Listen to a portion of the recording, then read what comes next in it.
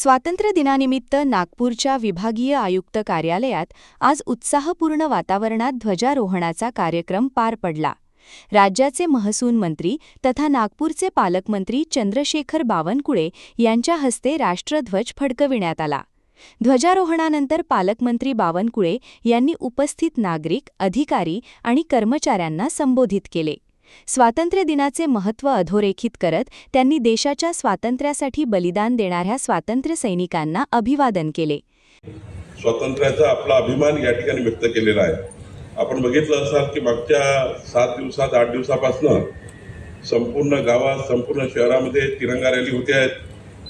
आमचा युवा शाळेतील विद्यार्थी हा मोठ्या प्रमाणावर तिरंगा रॅलीमध्ये समाविष्ट होऊन आपल्या भारत देशाला मजबूत भारत निर्माण करण्याकरता बालवयातच आपल्या हृदयामध्ये भारताची संस्कृती, विरासत आणि भारताला प्रचंड मजबूत करण्याकरता, आपल्या देशाला प्रचंड मजबूत करण्याची संकल्प घेऊन घराबाहेर निघालेला आहे.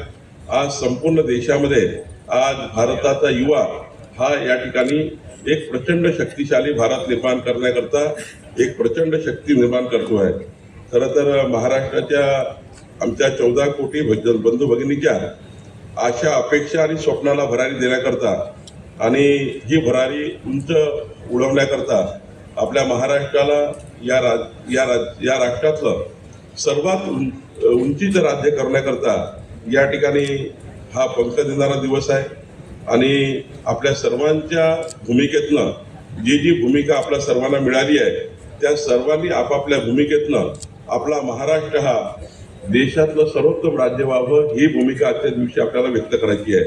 खरं तर आज आपल्या सर्वांना मी शुभेच्छा देत असताना आपल्या सर्वांकडनं विनंती करतो की या राष्ट्राकरता, या महाराष्ट्राकरता आपण सर्वांनी एक दिलाने, एक मताने या राष्ट्राच्या भूमिका जेव्हा स्वातंत्र्य दिनाच्या दिवशी होत्या त्या भूमिका पुढच्या काळातही आपल्याला सर्वांना आपल्या अंगीकारायच्या आहेत आणि इथनं आपल्याला पुढं या देशाला ज्या ज्या भूमिकेत आपण आहोत त्या भूमिकेतनं पुढे न्यायचं आहे. खरं तर आपण हे वर्ष क्रांतीज्योती महात्मा फुलेजी यांचं 200वे जयंती वर्ष 11 एप्रिलपासून आपण प्रारंभ केला आहे. पुण्यश्लोक लोकमाता अहिल्यादेवी होळकरजी यांची त्रिशताब्दी वर्ष यावर्षी आहे. यावर्षी संत गाडगेबाबा यांची 150वी जयंती वर्ष आहे. आणि या सर्व थोरा मोठ्याच्या आशीर्वादाने व प्रेरणेने महाराष्ट्र अभिमानाने विकासाची व प्रगतीची वाटचाल करतो आहे.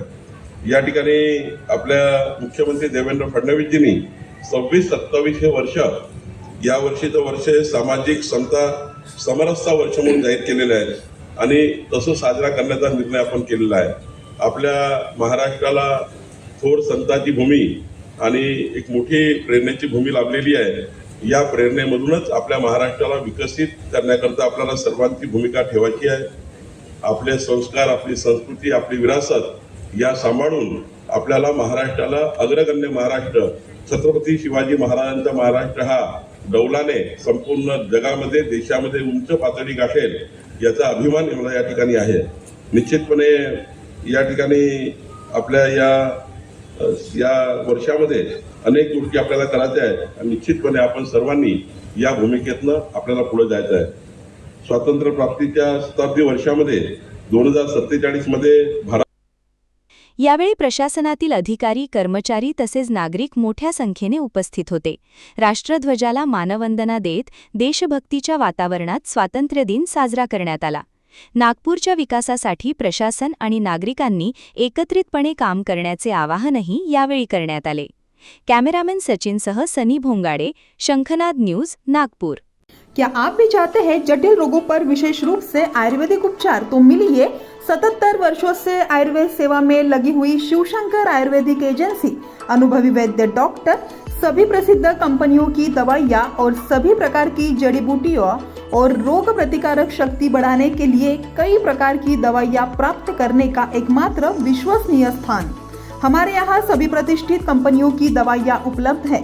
समय सुबह 10 बजे से रात 9 बजे तक. तो फिर इंतजार किस बात का? महाजन मार्केट के पास, टेम्पल बाजार रोड, सीताबर्डी, नागपुर. 8605245080 9112079000.